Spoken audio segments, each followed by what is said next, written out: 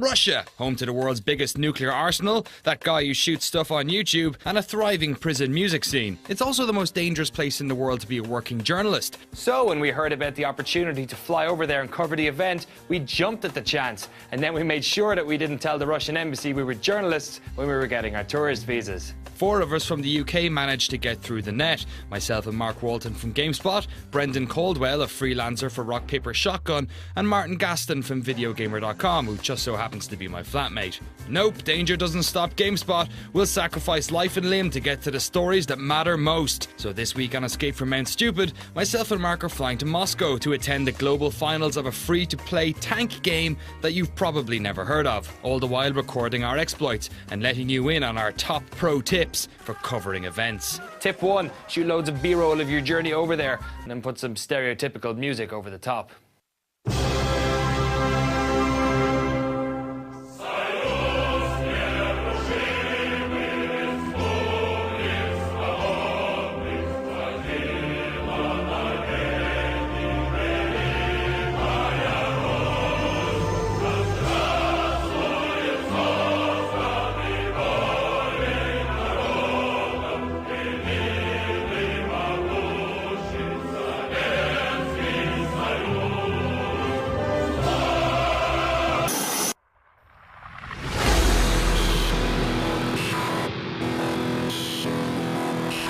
World of Tanks was released in late 2010 by Belarusian developers Wargaming.net. It's an online multiplayer game where teams of tanks battle in short, action-packed games. It's free to play, but players have an option of paying a small fee to advance their account at an accelerated rate. Since its release, it's had a meteoric rise in popularity, and according to Wargaming, has 35 million registered users and has hit as high as 900,000 concurrent players. At its heart, it's a PvP clan game, and Wargaming are making a conscious effort to increase their stock in the esports world. The second annual Ural Steel Championship saw 4,900 pro and amateur teams compete for the 17 places on offer in Moscow's grand final. Those successful have been flown in by Wargaming from as far as South Korea and the US to compete. 105 of these tankers will be staying in the same hotel as us, ready to compete for a prize pot of nearly $80,000. Awesome.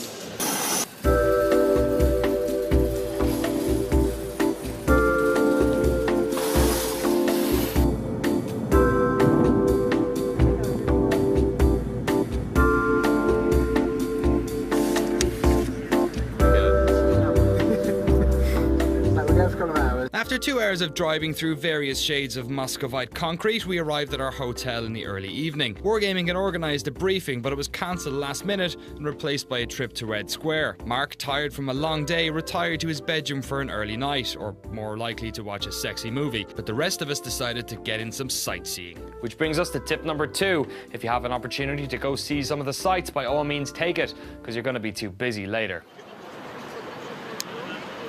What? When did that come out? What are you taking photographs of? Whatever that is. I'm not actually sure what it is. It's very large, and there's a big statue of a dude outside, and it's covered in lights. And I'm always impressed by the way we can waste Earth's precious resources in lighting large buildings at night.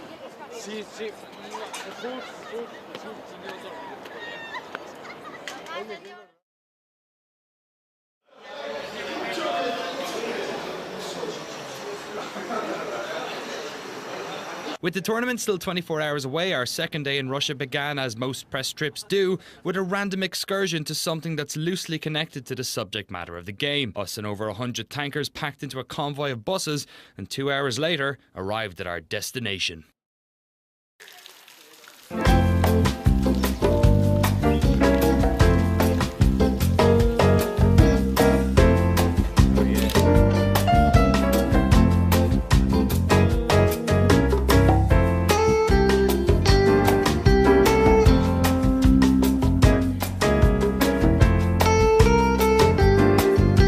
Welcome to Kubinka Tank Museum, home to every tank ever. Big tanks, little tanks, tanks that climb on rocks, Nazi tanks, British tanks, and even American tanks with faces on them that the Soviets stole during the Korean War. There were about 8 massive warehouses just full of the things, and a few just lying around in fields. Loads of tanks, really, just too many tanks. But perhaps not 10 hours worth of tanks, which according to our timetable was how long we were going to be there. But hey, who's going to complain? They drove us out here to one of the world's biggest tank museums. The secret mural of the tank on the moon was worth the journey alone, and the tankers were having a blast. WCG China. See you there.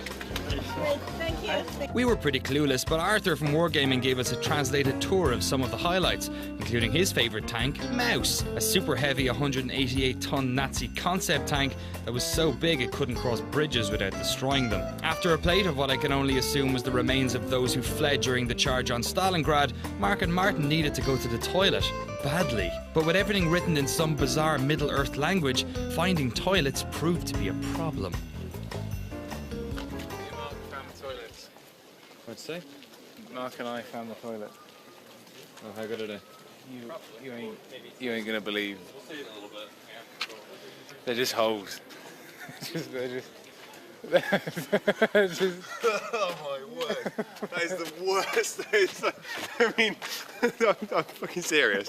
Of all the toilets you can imagine in the entire world, and I just come back from a festival, that is it. It's the genuinely worst toilet.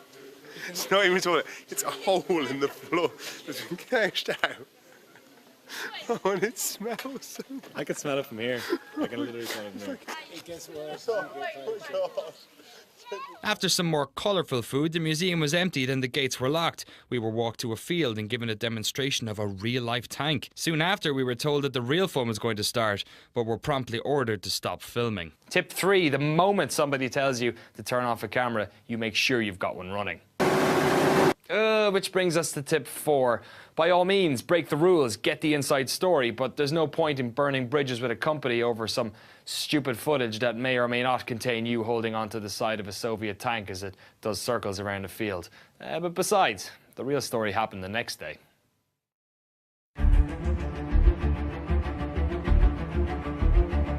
We arrived at the arena 2 hours before showtime as the final rounds of qualifications were kicking off. The event was being held in CSKA Moscow's basketball arena, and the qualifications took place in a repurposed basketball court upstairs, right beside a less repurposed one. Technical issues that morning meant the qualifications were running about an hour late, but it didn't seem to bother any of the teams. We'd befriended some of the American teams the night before, admittedly because they were the only ones who spoke any English. We checked in to see how they were doing. Down. Down 2? Yeah, down 2. Got some damages in, you know, one game was close. Got rolled one game. It happens. Played Panda, played the Russian team. You know, pretty good games. Having fun though. Yeah, good. Yeah. Best of luck. All right, thanks. 5:32 в городе. Вот не подставляйтесь под него.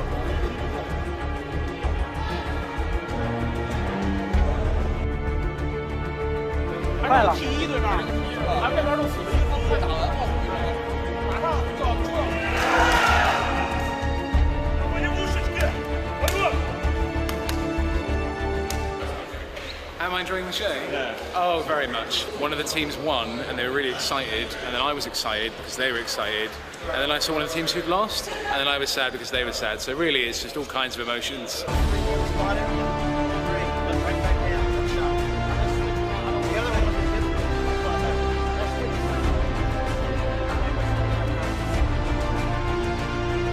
Sadly, our American friends didn't get through, so we all retired to the stands to watch an opening ceremony that would put London 2012 to shame. There was techno music, inflatable tanks, flag waving, and generations of kids playing together. But rather depressingly, the 21st century boy's only friend was a Sony Vaio. Immediately afterwards, we were rushed upstairs for a press conference where everyone was given bags of World of Tank goodies and hats, which most of the press proceeded to wear throughout the conference. Tip 6, if you're there on work, don't be a swag hound. So to that end, I'm giving away this bag of World of Tanks goodies to the person who photoshops me the best picture of a tank on a moon. Answers on a postcard to @Danny O'Dwyer. During the conference, we learned about Wargaming's plans to improve their esports credentials by focusing on clan wars and adding much needed features like observer mode. There was information about upcoming Chinese tank packs for their Asian market and loads of references to high level play that we didn't quite understand. Hey, but don't let complicated techno speak stop you. Oh no, tip 7, if you've got a question, ask it. Just try not to insult the intelligence of everybody else in the room when you do it. Cheers. So obviously this year it's been great. You've had 4 American teams playing, but I've noticed that you've invited press from the English-speaking West, some of my colleagues here. How important do you think it is breaking the sort of American and UK market to the future of World of Warplanes and Wargaming.net? I even noticed that you were answering the questions in English from your Russian colleague there as well. To answer it in short, I think the majority of guys here in this room speak English, so and at least they can understand. But yes, you're absolutely right that well, every market is a challenge for us, and every market is important. We have teams that cares more about West. We have teams who cares about East, and of course Russian teams. But yeah, Russians are the strongest ones.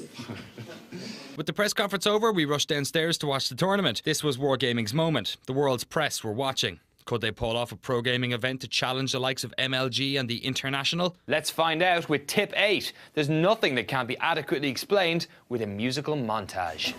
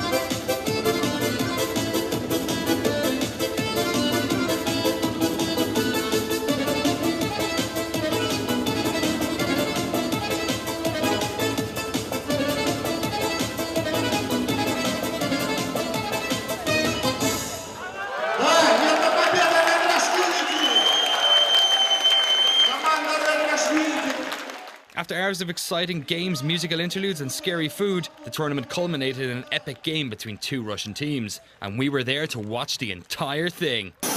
Tip 9. With editing, you can tell whatever story you like. Like, for instance, if you actually missed the final because you were back at the hotel. You see, with the internet down and the proceedings running late, we made the decision to rush back to the hotel, write up some news stories and back up the camera. But our trust in the schedule was misplaced. By the time we realised the matches had been brought forward, it was too late. We arrived back at the arena just as people were walking out. I just missed the final. All right, but look, Martin, we can agree on one thing. This is all Danny's fault. This is predominantly pretty Danny's much all fault. Danny's fault, yeah. Fuck me. This wouldn't happen in Dota. You know? This wouldn't happen at the International, would it? This would not be happening in the International. The final would go out at the time. Valve would not let this shit fly.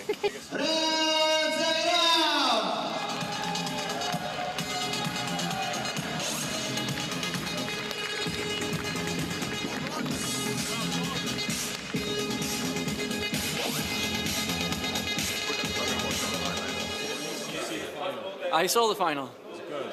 It was a final. Who won?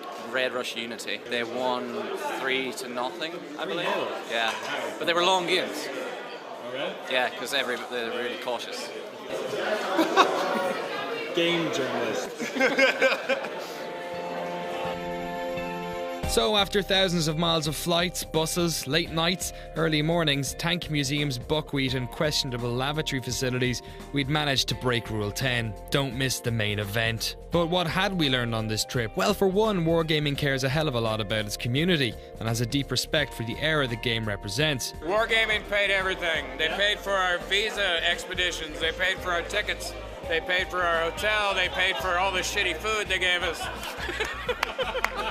We learned that Russian food is awful, but drink is delicious. We learned that Ural Steel 2012 was a stepping stone on World of Tanks' journey towards mainstream pro gaming. It's already booked a slot in the next World Cyber Games. We saw a charming and bizarre part of the world that we'd never been before, and met people who gave us insight into an area of gaming we previously didn't understand. So let's call that tip 5. Don't make lists, don't plan too much. Just enjoy the experience. The story will be self-apparent by the end. For the real story on Wargaming.net's invasion of pro gaming, be sure to check out Mark's article on GameSpot.com. There should be a link in the description. Or if you fancy giving World of Tanks a go, or want to hear more about Wargaming's other games, World of Warplanes and World of Warships, be sure to go to Wargaming.net.